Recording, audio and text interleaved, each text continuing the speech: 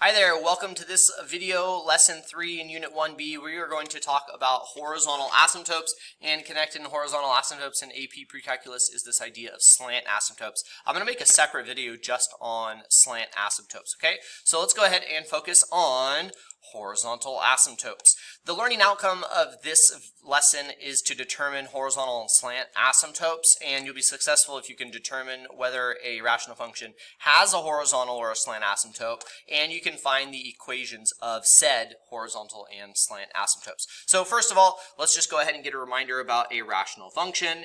A horizontal asymptote is an invisible or imaginary line that the function at the infinities will get really close to, but they will never ever touch. It's where our function goes because of a ratio of the structure of our polynomial over polynomial that will give us kind of that end location for positive and negative infinity, okay?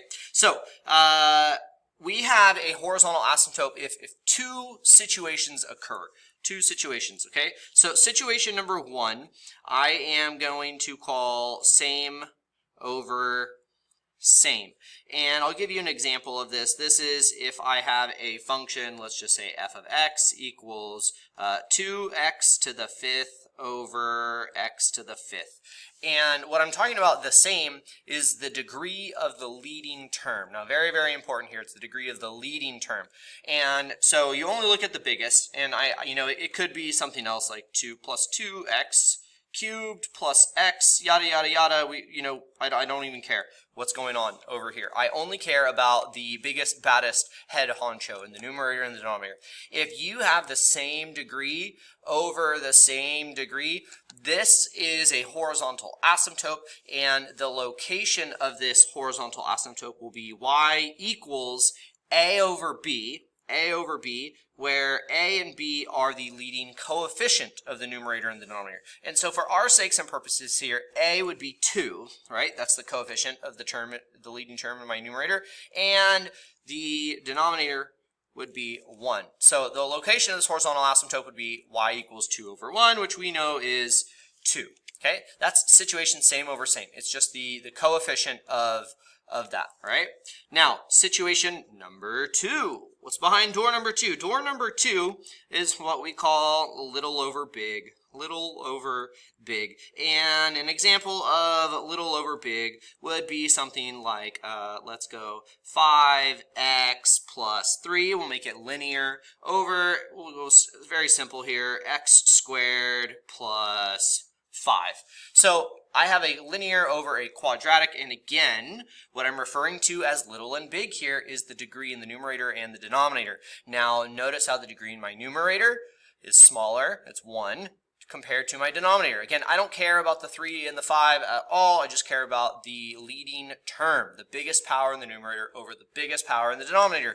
So this horizontal asymptote will always be 0. And again, kind of think about this. Remember, this is where our function goes at infinity. So if I plug in a positive infinity, isn't this denominator going to win the fight, right? So I'll get to infinity way faster with my denominator. So I'm essentially dividing numbers and values by a ridiculously large infinite number, which we all know if you only have one cookie and an infinite friends, not anyone even gets a crumb small enough for a mouse, right?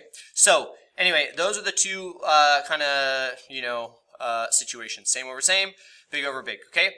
And again, that's what is said right here. If the degree in the numerator equals the degree in the denominator, the function has a horizontal asymptote with the equation y equals c, where c is the ratio of your leading coefficients. If the degree in the numerator is less than the degree in the denominator, the function has a horizontal asymptote with the equation y equals 0. Okay?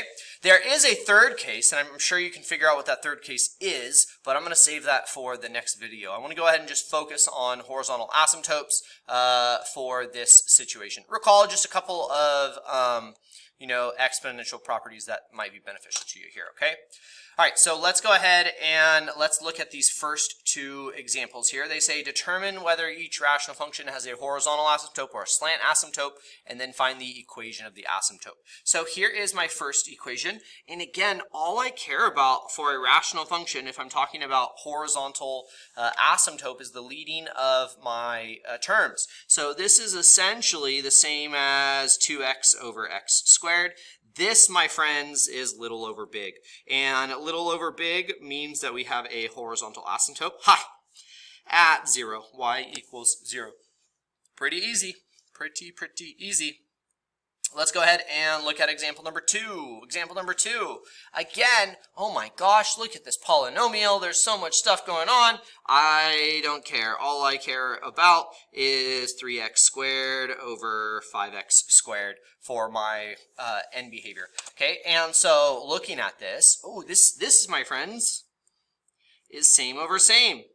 So this is, again, a horizontal asymptote, and my horizontal asymptote will be y equals whatever the leading coefficient over the leading coefficient is. And essentially, you can kind of think about this via reduction, too. If I cancel the x squared, so don't I just get 3/5, which guess what? That is your horizontal asymptote. Okay, again, there's another example down there. I'm going to skip that. I'll come back to that in the next video. And I want you to go ahead, and I want you to pause me. I want you to try this one. Please go ahead. Determine the equation of the asymptote. Okay, focus on the biggest terms. I see 3x squared and x squared. Hey, they have the same degree, x squared over x squared. So that means this is a horizontal asymptote. This is same over same, and the equation will be the ratio of the coefficients. 3 divided by 1, which we all know is 3. Okay? All right. I want you to go ahead. I'm going to skip these two. Again, I'll come back to them, and I want you to look at this one. Determine the location of the horizontal asymptote. Ready, set, go. Okay. Hopefully it didn't take you too long. Again, I only care about my leading terms. So this is, I don't know, I wrote an S. This is a horizontal asymptote, and the equation is 0. This is little over big. Little over big. Pretty simple, straightforward. Okay, cool. Cool beans. Again, I'll come back to those practice ones. Let's go ahead. Let's look at the next section here. And this says, determine the equation of the horizontal asymptote for each rational function. Didn't we just do this short work? Yes, but we did it in standard form. That was easy mode, okay? Let's go ahead. Let's take it from peasant mode. Let's go ahead and upgrade it to, I don't know, royalty or a noble mode or, I don't know, legendary. So this is in factored form, and factored form is nice, especially for wholes and asymptotes and zeros, which we'll talk about.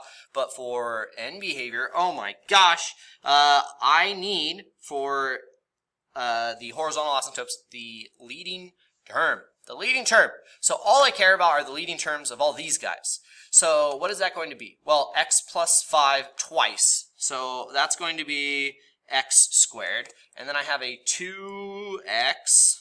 And then I have a negative 3x. Oh my god. You see this trick they're trying to do with us on this term here? Do you see how they don't put it in standard form? They want you to think it's a 4. So what I'm doing is I'm collecting the biggest, baddest terms in all of these linear factors because when I multiply all this together, they're going to give me my leading term. Okay, and so let me put an approximation sign because this is similar. And I have x to the power of 3, right? X plus 1 3 times, so x times x times x. And then I have a 4x. Okay, so if I go ahead and I multiply all of these out, this is going to give me my leading term. So I have negative 6, and then how many x's? 4? X to the 4th? Over, hey, same down here.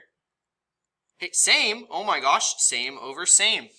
And so that is going to be, this is a horizontal asymptote, again, and the location of it is y equals negative 6 over 4, which I am smart enough to know that reduces to negative 3/2. Okay, did you get it? Hopefully you did. All right, let's look at some practice problems here. Go ahead, please pause me for this one. I want you to try this, and I'll show you the solution here in a second.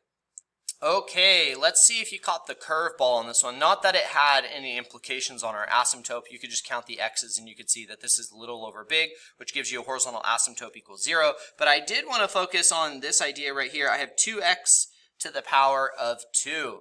2x to the power of 2. Well, if I have 2x to the power of 2, that means 2x times 2x, which is 4x to the power 4. So your leading term should have been 3x cubed over 4x to the 4th. Watch out there. A lot of students will just say, hey, this is 2x to the power of 2, right? Well, only the x has that power of 2.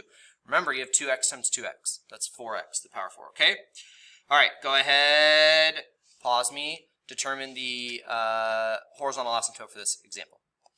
Okay, here you go. If you go ahead and multiply your leading coefficients, you should get negative x squared over 4x squared as your leading terms in the numerator and the denominator, which is same over same. So I have a negative 1. There's an invisible 1 right here over 4, which is negative 1/4.